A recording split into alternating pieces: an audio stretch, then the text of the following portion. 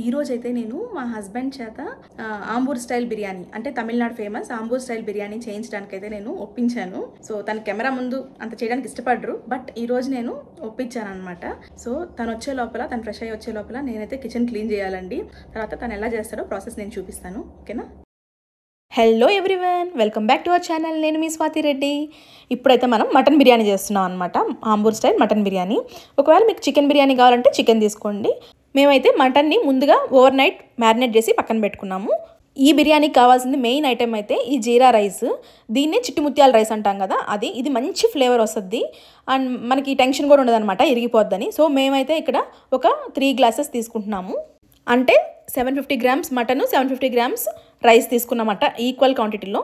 ఇప్పుడు ఈ రైస్ని కొంచెం హార్డ్గా కాకుండా సున్నితంగా వాష్ చేసి మనకి ఈక్వల్ క్వాంటిటీలో అంటే 1 గ్లాస్కి 2 గ్లాసెస్ వాటర్ పోసి పక్కన ఉంచుదాం అనమాట, నానుతూ ఉంటాయి. అండ్ ఆంబూర్ బిర్యానీలో మెయిన్ ఏంటంటే ఎగ్స్ కూడా ఇస్తారు కదా, బాయిల్డ్ ఎగ్స్. నేనైతే గగన్ అంటే ఇంకా ఇన్ కేస్ వాడు ముక్కలు తిండు కదా, సో అప్పుడు ఇది తింటారని చెప్పి నేను ఉడకబెడుతున్నాను అనమాట. ఇది చూసారా, ఎగ్ బాయిలర్. ఇది చాలా ఈజీగా ఉంటుంది.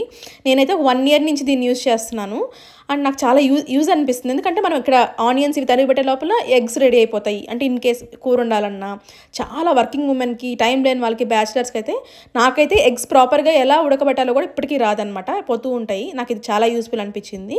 అండ్ ఆంబూర్ బిర్యానీకి మెయిన్ ఇంకో ఇంగ్రీడియంట్ ఏంటంటే మిరప్పొడి వేయమన్నమాట, తక్కువ వేస్తాము. దీంట్లో ఇట్లా ఎండుమిరపకాయలని తొడియాలు ఒలవకుండా, ఎందుకంటే మళ్ళీ వాటర్ లోపలికి వెళ్ళిపోతాయి కాబట్టి హాట్ వాటర్ వేసి దాని మీద ఒక మూత పెట్టండి.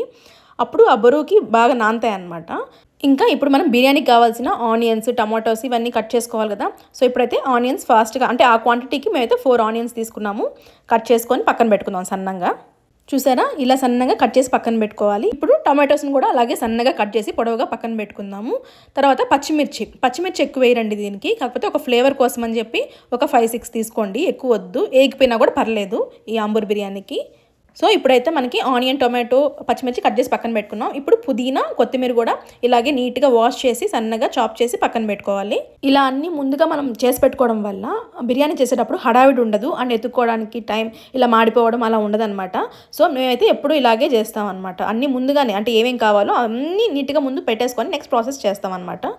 కొన్ని జీడిపప్పులు కూడా వేసుకోవాలంటే వేసుకోండి, స్కిప్ చేసుకోండి. చూసారా, ఇక్కడ అంటే బిర్యానీకి సంబంధించిన వస్తువులు ఉంటాయి కదా, అవి కూడా అన్నీ ఇట్లా పక్కన తీసి పెట్టుకున్నారనుకోండి, మీకు ఈజీగా ఉంటుంది. లేకపోతే అక్కడ ఆయిల్ పెట్టుకొని ఇవన్నీ వేస్తుంటే ఒకటి మాడిపోయి ఒకటి ఏగదనమాట.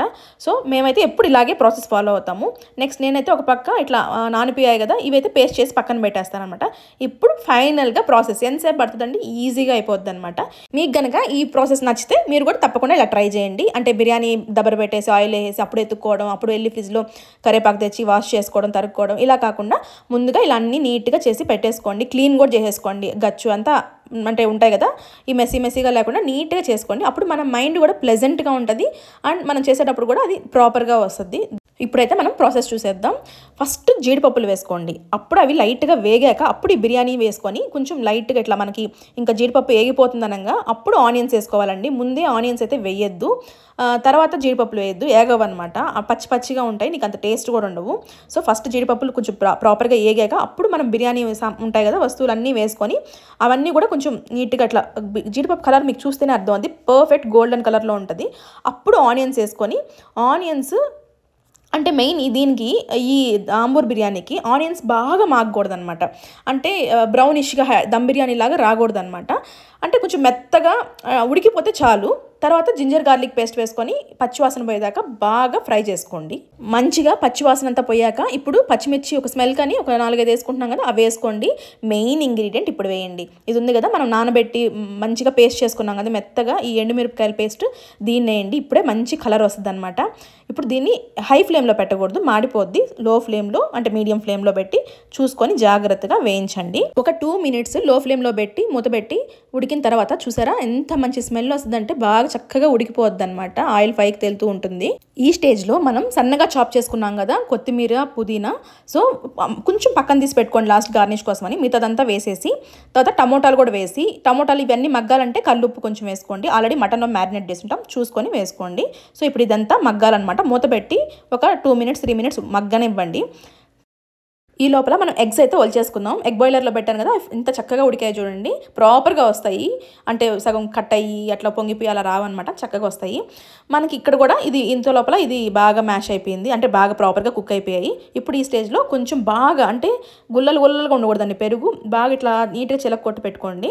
ఆ పెరుగుని కొంచెం వేసుకొని బాగా ఇలా మిక్స్ చేసుకుందాం. చూసారా ఎగ్స్ చూడడానికి ఎంత బాగా వచ్చాయో. ఇప్పుడైతే మనం ఈ స్టేజ్లో మటన్ అయితే మటన్, చికెన్ అయితే చికెన్ వేసుకొని బాగా ఈ మసాలాలో ఫ్రై అవ్వాలన్నమాట. కొంచెం ఒక హాఫ్ దబ్బా నిమ్మకాయ కూడా పిండేసుకోండి. నా సజెషన్ అయితే మీకు టైం లేదంటే మటన్ని ఉడకబెట్టేసి దీంట్లో వేసుకోండి. టైం ఉందంటే దీంట్లోనే బాగా ఉడికించండి, అప్పుడైతే చాలా బాగా వస్తుంది, బాగా ముక్కకు పడుతుంది.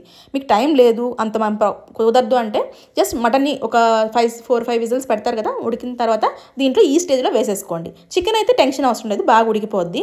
సో మేమైతే ఏం చేసామంటే మ్యారినేట్ చేసిన మటన్ వేసి బాగా అది కుక్ అయ్యే వరకు ఇంకా దీంట్లోనే ఉడకనిచ్చామన్నమాట.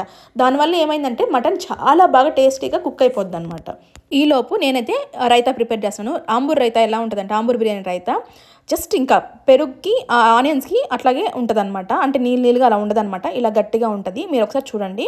ఇప్పుడైతే మన మటన్ అంతా బాగా ప్రాపర్గా కుక్ అయిపోయింది. గరం మసాలా వేసుకుందాం అండ్ కొంచెం కాశ్మీరీ చిల్లీ పౌడర్ అనమాట, కలర్ కోసం. మీ దగ్గర ఉంటే వేసుకోండి, లేకపోతే స్కిప్ చేసుకోండి. నేనైతే ఈ కాశ్మీరీ చిల్లీ పౌడర్ వేస్తున్నాను, దానివల్ల కలర్ కొంచెం బాగా వస్తుంది. ఇప్పుడు ఇది పక్కన పెట్టేద్దాము, పక్కన స్టవ్లో పెట్టేస్తే ఉడుకుతూ ఉంటుంది. ఈ లోపల మనం రైస్ ఉడకాలి కదా, సో ప్రిపేర్ చేసుకుందాం. ఎప్పుడు కూడా రైస్ డైరెక్ట్గా దాంట్లో వేయద్దండి, కొంచెం ఉడికిన తర్వాత అప్పుడు దాంట్లో వేస్తే బాగా ఉంటుంది టేస్ట్.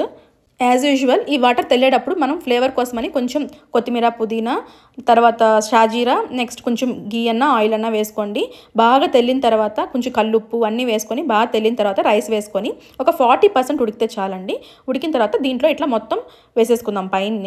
ఇక్కడ గుర్తుపెట్టుకోవాలి విషయం ఏంటంటే మటన్ అయినా చికెన్ అయినా 99% ఉడికిపోయి ఉండాలి, అప్పుడే బాగుంటుంది. ఉడకకుండా అయితే మాత్రం మీరు దమ్ వేయద్దు.